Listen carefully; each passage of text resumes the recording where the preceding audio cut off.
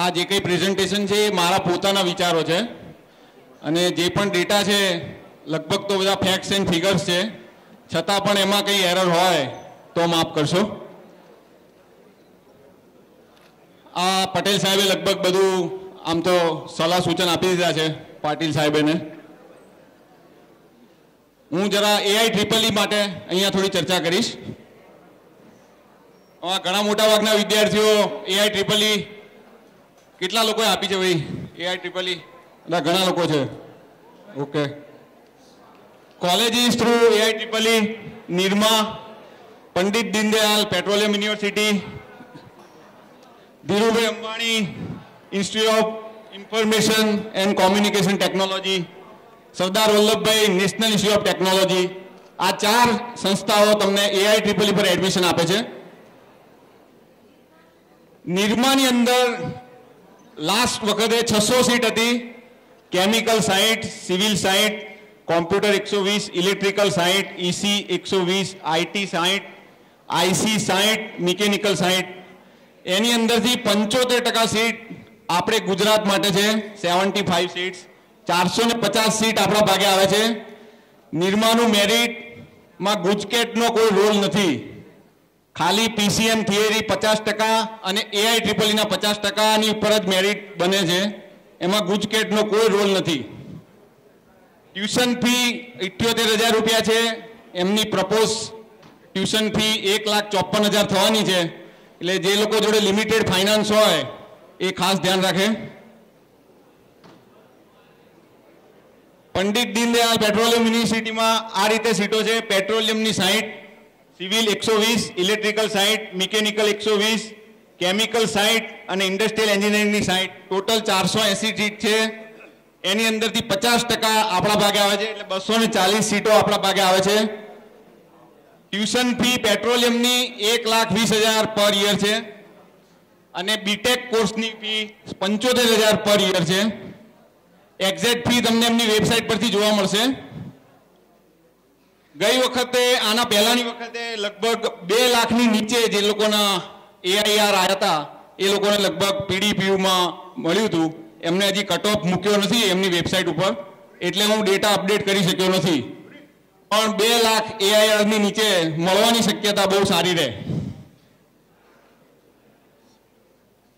Dhirubhai Ambani institute of information and communication technology 240 seat છે.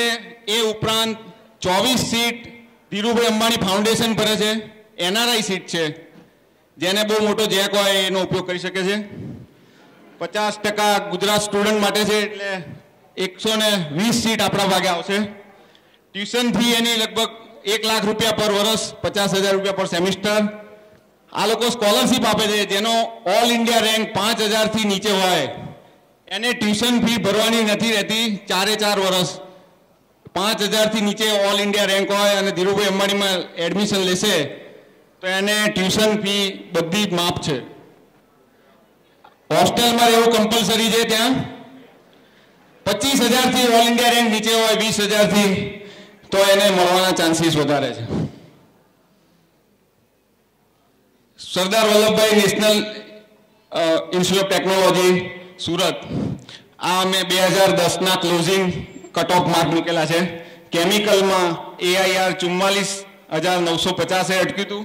Civil 35,711, computer 26,498, EC 21,757, electrical 30,758, mechanical 21,516.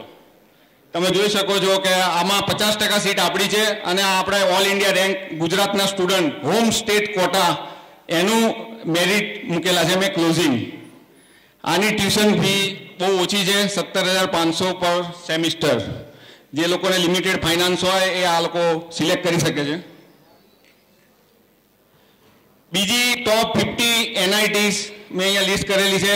જેને સારા 10,000ની નીચે all India rank આવે એ લોકો આ ઓપ્શન્સ યુઝ કરી શકે છે.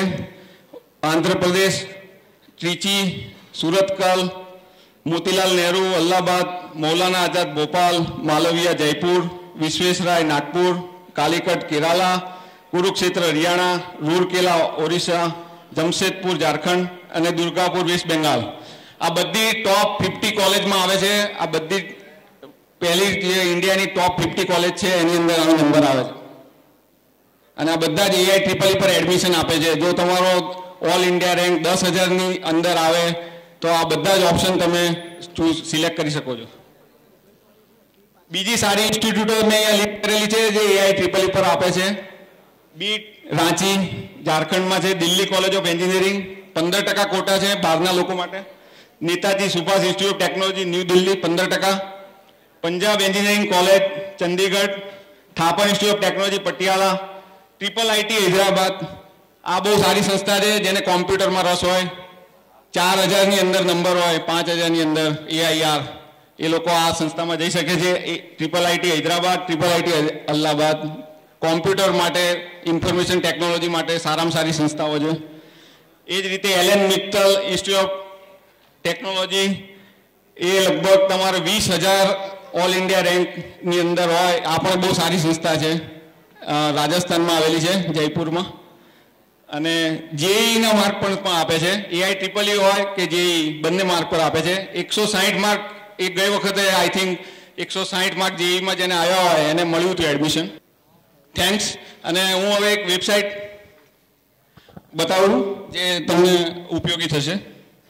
આ લેબ 108 પર જશો તમે, અહીંયા એડમિશન એસ્ટિમેટર મૂકેલું છે મેં. એડમિશન એસ્ટિમેટર આ તમને એલ્યુમિનીની વેબસાઇટ પર પણ મળશે, LDC. હવે ગયા વર્ષના કટ ઓફ બતાવે છે. પહેલા MS યુનિવર્સિટી મિકેનિકલમાં મળ્યું હતું 280 મેરિટ નંબર અટક્યું હતું.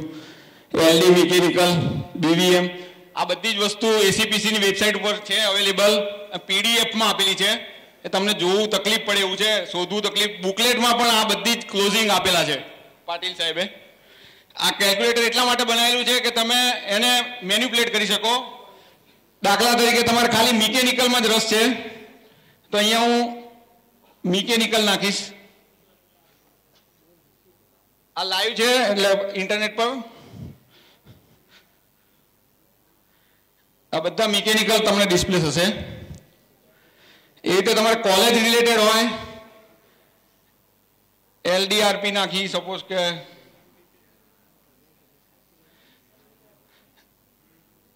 તો LDRP ના બધા જ તમને એક સાથે જોવા મળશે.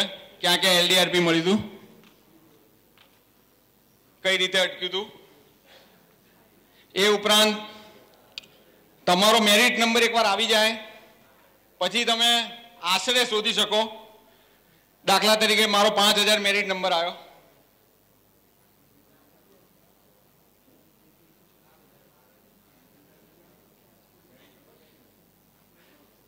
તમારું એકવાર એડમિશન રજીસ્ટ્રેશન થશે પછી મેરિટ નંબર તમને આવશે.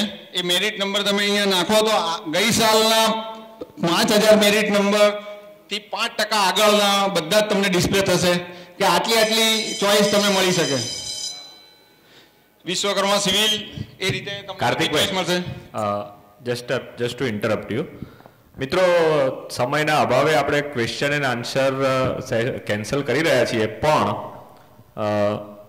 મિસ્ટર નાગર અને પ્રોફેસર પાટીલ એ હોલની બહાર આપના સ્પેસિફિક ક્વેશ્ચન કે જે એરોનોટિક્સને લગતા છે એને તમને ડાયરેક્ટલી 1-to-1 કદાચ જવાબ આપશે. અને પ્રોફેસર પાટીલ જે એડમિશનની આંટીગુટીના ક્વેશ્ચન છે એનો જવાબ આપશે. અને આપણે આ પ્રોગ્રામ ઓફિશિયલી અહીંયા ક્લોઝ કરીએ છીએ. કાર્તિકભાઈ જ્યાં સુધી હોલવાળા આપણને કાઢી ના મૂકે ત્યાં સુધી એમનું પ્રેઝન્ટેશન ચાલુ રાખે છે. Thank you.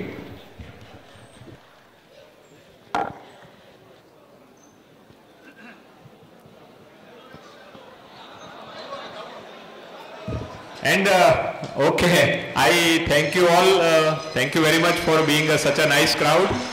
I also thank Ahmedabad Mirror for covering this as a media partner. Thank you.